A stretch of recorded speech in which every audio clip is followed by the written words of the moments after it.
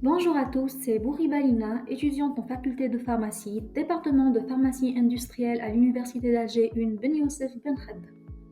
Et aujourd'hui, avec mes collègues, nous allons vous présenter notre exposé sur un sujet très important et actuel, les substances naturelles dans le traitement des maladies cardiovasculaires.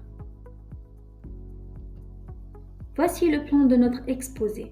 Nous commencerons par une introduction pour poser les bases du sujet. Ensuite, nous aborderons les différents types de maladies cardiovasculaires et leurs facteurs de risque. Nous passerons ensuite aux substances naturelles utilisées dans le traitement de ces maladies en expliquant leurs mécanismes d'action et en présentant des études et preuves scientifiques. Nous discuterons également des applications thérapeutiques et des limites de ces substances. Et enfin, nous conclurons notre exposé en résumant les points clés abordés. Je passe la parole à ma collègue. Bonjour à tous, je me présente Zinati Ala Hadid et nous allons commencer par une introduction sur notre sujet. Les maladies cardiovasculaires représentent l'une des principales causes de mortalité dans le monde, ce qui suscite une intérêt croissante pour la recherche du traitement efficace. Dans ce contexte, les substances naturelles émergent comme une solution permetteuse pour la prévention et le traitement de ces pathologies. De nombreuses plantes médicinales et des extraits végétaux en démontrent des bénéfices significatifs pour la santé cardiovasculaire, souvent utilisés en complément du traitement conventionnel. Substances naturelles offrant ainsi des alternatives intéressantes pour améliorer les soins et la prise en charge des maladies cardiovasculaires. Et donc, je repasse la parole à ma collègue Lina. Nous allons maintenant aborder les différentes maladies cardiovasculaires. Tout d'abord, l'hypertension, qui est une condition où la pression sanguine dans les artères est constamment élevée. Cela peut endommager les vaisseaux sanguins et le cœur, augmentant le risque de complications graves. Ensuite, l'athérosclérose, qui est l'accumulation de plaques de graisse, de cholestérol et d'autres substances sur les parois des artères.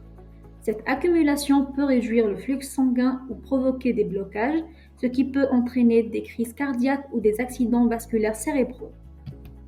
Continuons avec l'insuffisance cardiaque, qui est une condition où le cœur ne peut pas pomper suffisamment de sang pour répondre aux besoins du corps.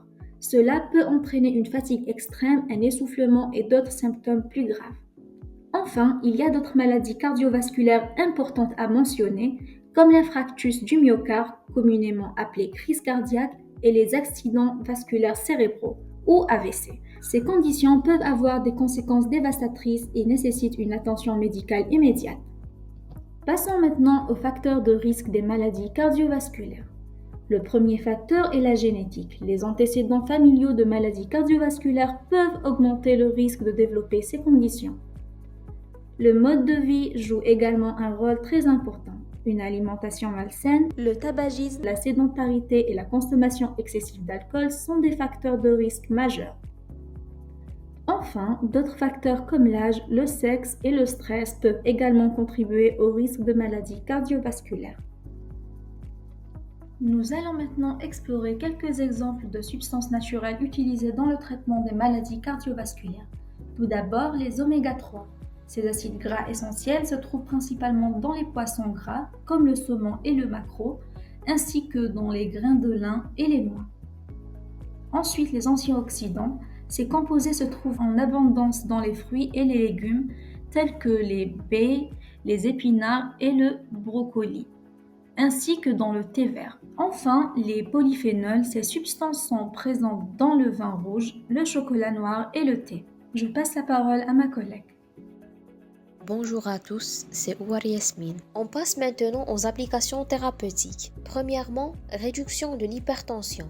Les flavonoïdes, thé vert, cacao et les oméga 3 améliorent la vasodilatation et la pression sanguine. Deuxièmement, baisse du cholestérol. Les phytostérols et les fibres réduisent les lipides sanguins et préviennent l'athérosclérose. Troisièmement, action antioxydante et anti-inflammatoire. Les polyphénols comme les fruits rouges et la curcumine protègent les cellules cardiaques. Quatrièmement, anticoagulants naturels. Les salicylates et la nattokinase préviennent les caillots. Et dernièrement, protection cardiaque. Le ginseng et le coenzyme Q10 renforcent la fonction cardiaque. Ensuite, nous verrons les limitations de l'utilisation de ces substances. Effets secondaires et toxicité. Certaines substances naturelles peuvent provoquer des effets secondaires indésirables. Par exemple, l'ail à forte dose peut causer des saignements. Interactions médicamenteuses. Les substances naturelles peuvent interagir avec les traitements allopathiques classiques, compromettant leur efficacité ou augmentant leurs effets secondaires. Action lente et limitée, il peut être inefficace dans les situations aiguës, problèmes d'observance, le cas d'usage inapproprié par les patients. Voici les précautions à prendre en considération. Consultation médicale. Éviter l'automédication et consulter un professionnel de santé.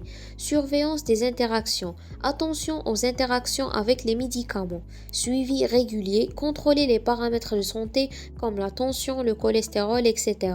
Produits de qualité. Opter pour des produits certifiés et réglementés. Respect des dosages. Suivre les doses recommandées pour éviter la toxicité. Prudence chez les personnes à risque, personnes âgées, les femmes enceintes ou maladies chroniques, utilisation complémentaire, ne pas remplacer les traitements médicaux. Nous allons maintenant examiner les mécanismes d'action des substances naturelles sur ce système. Premièrement, la réduction de l'inflammation. Des composés tels que les oméga 3 et les polyphénols sont connus pour réduire les marqueurs d'inflammation dans le corps, ce qui diminue le risque de maladie cardiaque. Deuxièmement, l'amélioration de la fonction endothéliale. Les antioxydants et les polyphénols augmentent la production d'oxyde nitrique, ce qui améliore la dilatation des vaisseaux sanguins et la circulation sanguine. Ces mécanismes contribuent à promouvoir la santé cardiovasculaire et à réduire le risque de complications. Passons maintenant aux études et preuves scientifiques qui soutiennent l'utilisation de ces substances naturelles dans le traitement des maladies cardiovasculaires. Tout d'abord, une revue publiée dans le journal American Heart Journal a montré que la supplémentation en oméga 3 réduit les événements cardiovasculaires majeurs chez les patients à risque. Cela souligne l'importance des oméga 3 pour la santé cardiaque. Ensuite, une étude publiée dans The Journal of Nutrition a démontré que les régimes riches en antioxydants provenant de fruits et légumes sont associés à un risque réduit de maladies cardiaques. Les antioxydants jouent donc un rôle crucial dans la prévention des maladies cardiovasculaires. Et enfin, une étude publiée dans Food Bioscience a examiné les effets des polyphénols présents dans le vin rouge sur la santé cardiovasculaire. Les résultats montrent que les polyphénols peuvent avoir des effets bénéfiques sur le système cardiovasculaire en réduisant l'inflammation et en améliorant la fonction endothéliale. Ces études mettent en évidence l'importance des substances naturelles dans la promotion de la santé cardiovasculaire et la prévention des maladies cardiaques. Je passe la parole à ma collègue. Bonjour à tous, c'est Aguini Maria. Nous arrivons à la fin de notre exposé où nous avons constaté que l'exploration des substances naturelles pour le traitement des maladies cardiovasculaires offre des prescriptifs prometteuses grâce à leur diversité chimique et leurs propriétés pharmacologiques. Ces composés issus de plantes médicinales, d'algues ou d'autres sources naturelles présentent des effets bénéfiques tels que la réduction de l'hypertension, la protection contre le stress oxydatif et l'amélioration de la santé cardiovasculaire globale. Toutefois, des études supplémentaires sont nécessaires pour évaluer leur mécanisme d'action, leur sécurité à long terme et leur efficacité clinique. Cette approche pourrait ouvrir la voie à des traitements innovants, mieux tolérés et respectueux de l'environnement. Pour conclure, voici les sources bibliographiques que nous avons utilisées pour notre exposé. Merci pour votre attention. Nous espérons que cette présentation vous a été informative et intéressante. Si vous avez des questions ou des commentaires, nous serons ravis d'y répondre.